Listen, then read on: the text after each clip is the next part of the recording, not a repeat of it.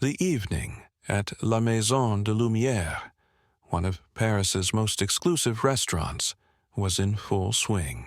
Candle-lit tables filled the dimly lit space, with the quiet hum of elegant conversations and the clinking of wine glasses in the background. Among the well-dressed patrons, a group of wealthy tourists entered, laughing loudly, their designer luggage barely fitting beneath the table. Daniel, a tall and poised waiter, approached with a warm smile. "Bonsoir. Welcome to La Maison de Lumière. May I start you off with a drink?" The tourists barely glanced at him. One of the men, James, chuckled under his breath while flipping through the menu, muttering something inaudible. But Claire, a blonde woman draped in expensive jewelry, made no effort to hide her disdain. She leaned toward James and whispered, just loud enough for Daniel to hear, "I didn't know they had people like him working in places like this." Daniel's fingers tensed slightly on the notepad, but his face remained unreadable. Years in fine dining had taught him patience, yet the sting of prejudice was never easy to ignore. Other guests at nearby tables glanced over, sensing the tension. A flicker of something darkened Daniel's usually calm eyes. Would he simply ignore their ignorance? Or was this moment about to take an unexpected turn? How far would the tourists push their disrespect? And how would Daniel respond? As Daniel returned with the drinks, carefully placing each glass on the pristine white tablecloth, the disrespect escalated. James smirked as he took a sip of his wine. "I can barely understand a word he's saying," he muttered, not even attempting to lower his voice. Another man, Lucas, leaned back in his chair, waving a dismissive hand. What's the point of hiring staff who can't even speak properly? Daniel remained composed, his hands steady as he set down the last glass. He had heard it all before, the arrogance, the mockery, but tonight something in the air felt different. Then Claire, already growing impatient, tapped her nails against the table. "Hey, garçon, hurry up! We don't have all day." Several diners nearby glanced over, their expressions shifting from curiosity to unease. A woman at a nearby table frowned, clearly disturbed by the rudeness. But the tourists continued laughing, oblivious to how their behavior was drawing attention. Daniel inhaled slowly, keeping his expression neutral. But beneath his professionalism, something simmered. He had a plan, one they would never see coming. What is Daniel planning, and will these tourists regret their behavior? Daniel stood still for a moment, his face unreadable. The words stung, but not because they were true, because they were so carelessly spoken. The restaurant had grown eerily silent, the usual soft hum of conversation replaced by an uncomfortable tension. Other guests looked on, some shifting in their seats, clearly uneasy. The manager, who had been observing from a distance, subtly moved closer, sensing the growing hostility. Claire, oblivious to the shifting atmosphere, scoffed. "What? Did I say something wrong?" She looked at her companions, who chuckled under their breath. James leaned forward, grinning. "Come on, man, be honest. This job is the closest you'll ever get to sitting at a table like this." Daniel finally spoke, his voice calm yet firm. "Is that what you think?" His words weren't loud, but they carried enough weight to make the tourists pause. Claire rolled her eyes. "Well, let's be real. A place like this, you're more suited to washing dishes than serving at tables like these." A few gasps rippled through the restaurant. A man at a nearby table muttered, "Unbelievable." Even some of the waitstaff glanced over, waiting to see how Daniel would react. For the first time, a small smile tugged at the corner of Daniel's lips. It wasn't anger. It was something else entirely. He placed his hands behind his back, standing tall. "Since you seem to know so much about fine dining," he said, his voice smooth as silk, "why don't we put that knowledge to the test?" Claire frowned. "What are you talking about?" Daniel simply turned toward the kitchen, his posture poised, his plan already in motion. What does Daniel have in mind, and how will he turn the tables on the rude tourists? The tourists exchanged uncertain glances, caught off guard by Daniel's question. James leaned back in his chair, smirking. Wine? What, are you about to give us a lesson now? Daniel didn't miss a beat. He gestured subtly toward the bottle resting on their table. You ordered a Chateau Margaux Premier Grand Cru, one of the finest Bordeaux wines in the world. A deep, full-bodied red, aged in French oak barrels for up to 18 months. Its rich, velvety texture pairs best with roasted lamb or filet mignon. The table fell silent. Even Claire, who had been dismissive just moments ago, looked unsure. Daniel continued, his voice smooth and confident.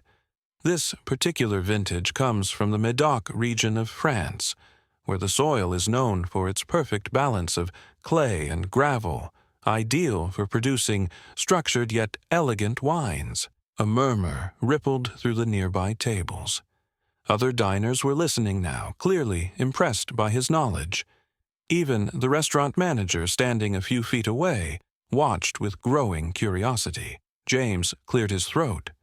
Okay, so you know wine. What's your point? Daniel's smile widened just slightly. My point? I thought you said I didn't belong in a place like this. But tell me, how many waiters can identify the terroir of a wine just by glancing at the bottle? Claire shifted uncomfortably. You could have just memorized that from the menu. Daniel chuckled. Perhaps. Or maybe I have more experience than you assumed. The tourists glanced at each other, sensing that they might have misjudged him. How does Daniel know so much? And what other surprises does he have in store for them? The table fell into stunned silence. James's smirk vanished. Claire's face turned pale, and the rest of the group shifted uncomfortably in their seats.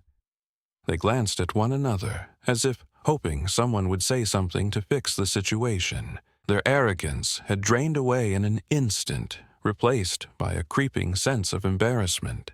Philippe, the restaurant manager, let the moment stretch before speaking again, his voice calm but firm. Monsieur Laurent studied at the Institut Paul Bocuse, one of the finest culinary schools in the world. He trained under Michelin-starred chefs and has worked in some of the most prestigious restaurants in France. He turned slightly to Daniel with a small nod of admiration. And, yes, he owns this restaurant.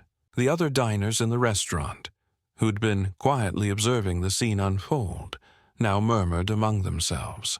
Some exchanged knowing glances. Others shook their heads in disapproval at the tourists' behavior. The mood in the room had shifted dramatically. What had started as whispered mockery had transformed into a humiliating reality check for Claire, James, and their group. Daniel remained composed, watching the tourists with an expression that was both patient and unshaken. He had experienced these moments before, but this one stung more than usual, not because of their words, but because of their utter conviction that he was less than them, that he didn't belong. Still, he refused to let anger dictate his response. He folded his hands in front of him and said smoothly, "So, would you like to continue your meal, or shall I have you escorted out?" Claire opened her mouth, but for the first time in her life, she found herself at a loss for words. James, suddenly aware of the many eyes on them, including those of other diners who had been silently judging their behavior, forced a nervous chuckle. "Look, no need for that. We didn't mean anything by it." One of the other tourists, a woman who had been quiet until now, swallowed hard. We apologize," she mumbled, barely able to meet Daniel's gaze. Daniel tilted his head slightly. "Apologize for what?" The woman fumbled. For the misunderstanding." Daniel let out a quiet laugh, shaking his head. "Misunderstanding?" His voice was calm, but there was an unmistakable edge to it. It wasn't a misunderstanding. You assumed I was beneath you. You assumed I didn't belong here."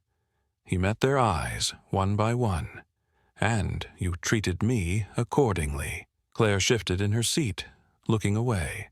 James cleared his throat, clearly uncomfortable. "Well, you have to admit," he said with an awkward chuckle, "it's not every day that, you see someone like you owning a place like this." The restaurant fell into dead silence again. Daniel narrowed his eyes. "Someone like me," James stammered, realizing how badly he had just made things worse. No, I didn't mean—" Daniel held up a hand, stopping him mid-sentence. "You did." His voice was firm, yet eerily calm. "And that's the problem, isn't it?" He let the question hang in the air for a moment. "You assumed." A few of the other diners nodded in agreement. Someone muttered, "Serves them right." Claire exhaled sharply, pushing her chair back as if she wanted to leave. But the weight of the situation kept her frozen in place. The humiliation was unbearable. James rubbed his forehead, clearly searching for a way to salvage the moment. "Look, we didn't mean any harm," he said, his tone now desperate. Daniel studied them carefully. He knew he could let them walk out in shame. He could call security and make an example out of them. Or he could take another approach, one they wouldn't forget. Will Daniel accept their apology? Or will he use this moment to teach them a lesson they'll never forget? Claire's hands trembled slightly as she grasped her napkin, twisting it nervously in her lap. James's usual cocky demeanor had vanished entirely, replaced with uneasy silence. The weight of their own words hung heavy in the air, undeniable and inescapable. Claire started, but her voice wavered. She swallowed and tried again. "We didn't mean any offense, really." James, still visibly uncomfortable, nodded quickly. "Yeah, it was just a misunderstanding." Daniel took a slow, measured breath, his expression unreadable. "A misunderstanding," he repeated, raising an eyebrow. "Or did you assume that my worth was defined by what I do?" James shifted in his seat. Claire looked down at her lap, unable to meet Daniel's gaze. The entire restaurant had gone quiet. Other diners, many of whom had witnessed the tourists' behavior from the start, now sat at the edge of their seats, waiting for Daniel's response. Daniel stepped back slightly, addressing not just Claire and James, but the entire room. "Respect isn't about money, titles, or where someone comes from," he said, his voice carrying across the restaurant. "It's about how you treat people, especially when you think no one is watching." A few people at nearby tables nodded in agreement. Someone softly murmured, "Well said." Daniel continued, his tone steady but firm. "You judged me because of my skin, my role, and your assumptions about who I am. But what does that say about you?" Claire clenched her jaw, her face burning with humiliation. She stopped, realizing there was nothing she could say to justify what she had done. One of the older patrons at a nearby table clapped. Then another, and another. Before long, scattered applause spread throughout the restaurant. Claire and James looked around, their faces red with embarrassment. The message was clear. This wasn't just about them anymore. Daniel folded his arms, watching their reaction.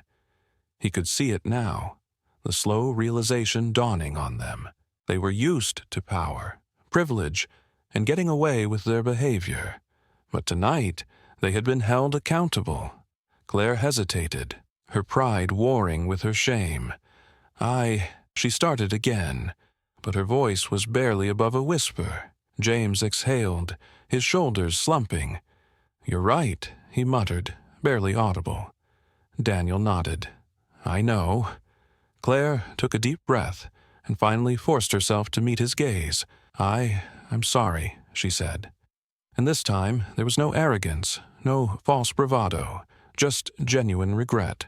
James hesitated before nodding as well. Yeah, we shouldn't have treated you like that. Daniel studied them for a moment before speaking. Apologies are a start, he said. But the real question is, will you actually change? Will Daniel accept their apology? Or will he push them to prove they've learned their lesson? A heavy silence hung in the air as Claire and James exchanged uneasy glances. The weight of their actions had finally sunk in, and for the first time, they saw themselves through the eyes of those around them. The quiet judgment from the other diners, the disappointed stares, the realization that their money and privilege meant nothing in the face of real character. It was overwhelming. James was the first to break the silence. He swallowed hard, running a hand over his face before looking directly at Daniel. "We were wrong," he admitted, his voice quieter than before. "We judged you without knowing anything about you." Claire, still shaken, nodded in agreement. "We were ignorant and rude. We let our assumptions guide our actions, and there's no excuse for that." Daniel remained silent for a moment, letting their words settle. He had encountered people like them before. Those who believed status granted them superiority, who never considered the impact of their words on others. But something about their expressions, the way they stood slightly hunched as if carrying the weight of their shame, told him this was different. A sigh escaped him. "I appreciate the apology," he said, his voice calm but firm. "But an apology without change means nothing." Claire's face turned slightly pale. "You think we won't change?" Daniel shook his head. "That's not for me to decide. Change isn't about saying the right words in the moment. It's about what you do when no one is watching." He gestured around the restaurant. "You insulted me publicly, humiliated me in front of strangers. Now, when the tables are turned, you're willing to apologize. But the real question is, will you remember this the next time you interact with someone who looks different from you?"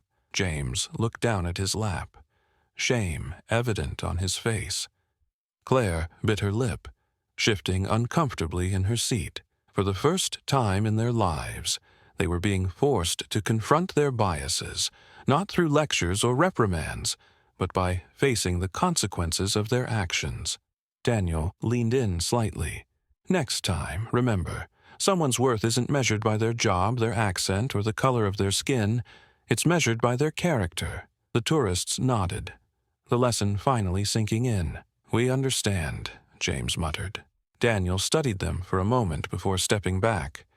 "I hope you do," he said simply. "Enjoy your meal." As he turned away, Claire and James sat in stunned silence, the realization of their mistake still fresh. Around them, the other diners resumed their conversations, but the air was different now, heavier with understanding, filled with an unspoken lesson that everyone had just witnessed. Will this moment truly change the way they see the world? Or will they return to their old ways once they leave? As the tourists finished their meal, the atmosphere at their table was no longer filled with arrogance and superiority. It was replaced with quiet reflection. They barely spoke, too consumed with their own thoughts, replaying the events that had just unfolded. When the check arrived, Claire didn't hesitate. She pulled out a stack of crisp bills, placing them carefully on the table. The amount was far more than necessary, double, maybe even triple what the usual tip would have been. The head waiter raised an eyebrow. "Are you sure?" Claire nodded. "It's the least we can do." James sighed, shaking his head. "No, it's not enough," he admitted, "but it's a start." As they stood to leave, James hesitated for a moment, then turned back to Daniel, who was finishing up with another table. Clearing his throat, he cautiously approached. "Daniel, before we go, I just wanted to ask you something." Daniel glanced up, folding his arms. "I'm listening." James shifted uncomfortably but spoke with sincerity. "You built this business from the ground up, didn't you?" Daniel nodded. "I did." James swallowed hard, clearly nervous about what he was about to say. I've always wanted to start something of my own, but I don't even know where to begin. I was wondering if—" He exhaled sharply, forcing himself to say it. "If you'd be willing to give me some advice?" Daniel studied him for a long moment, trying to gauge his intentions. He could see the shift in James, no longer the entitled tourist who had mocked him earlier, but someone who was genuinely seeking knowledge, who was trying to be better. Finally, Daniel's lips curled into a small smile. "Come by tomorrow," he said. "I'll give you 30 minutes. James blinked in surprise, then slowly nodded. "Thank you." As the group walked out of the restaurant, Claire turned back one last time, giving Daniel a small nod of respect. Daniel watched them leave, still unsure if they had truly changed. But maybe, just maybe, they had learned something. Will they carry this lesson forward in life? Or was this just a fleeting moment of realization? The next morning, Daniel walked into his restaurant as usual, expecting another busy day of service. But something was different. His staff exchanged knowing glances, their phones buzzing with notifications. "Boss, have you seen this?" one of the waiters asked, holding up his phone. Daniel frowned and took a look. His face was plastered all over social media. A video, recorded discreetly by another diner, had captured the entire exchange between him and the rude tourists. It had been posted online with the caption, "This is how you handle ignorance with grace." The post had exploded overnight. Thousands of comments poured in. "This man is the definition of class." Imagine disrespecting someone and then finding out they own the place. Instant karma. This should be a wake-up call for everyone. Treat all workers with respect. As Daniel scrolled through the overwhelming response, he noticed another trend forming. Restaurant workers, flight attendants, hotel staff, people from all over the world began sharing their own experiences of being treated poorly by customers. One user wrote, "I wish I had the confidence to stand up for myself like Daniel did.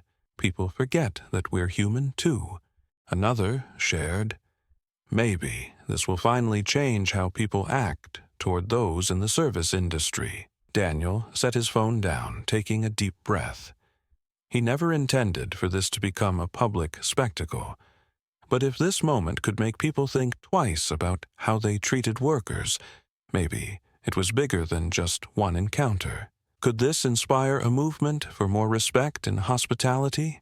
Days after the viral story, Daniel sat at his usual table by the window, watching as customers filled the restaurant. The energy was different now, not just because of the attention, but because people were coming not only for the food, but for what his restaurant now represented: respect, dignity, and fairness. A couple approached him hesitantly.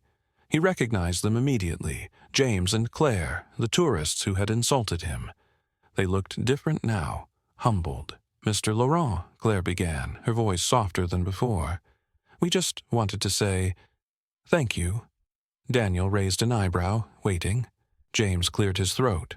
"You didn't just teach us a lesson. You made us realize how we've treated people our whole lives. And we don't want to be those people anymore." Daniel studied them for a moment before nodding. People reveal who they truly are by how they treat others. James and Claire exchanged a glance before Claire spoke again. "We'll never make that mistake again." As they left, Daniel took a deep breath, watching them go. Maybe people could change. Across the restaurant, a new customer sat down and smiled at a young waiter. "Take your time," he said. "I know how hard you guys work." Daniel smirked. Maybe the lesson was already spreading. His restaurant was no longer just about fine dining, it was about respect. Respect is free, but losing it can cost you everything.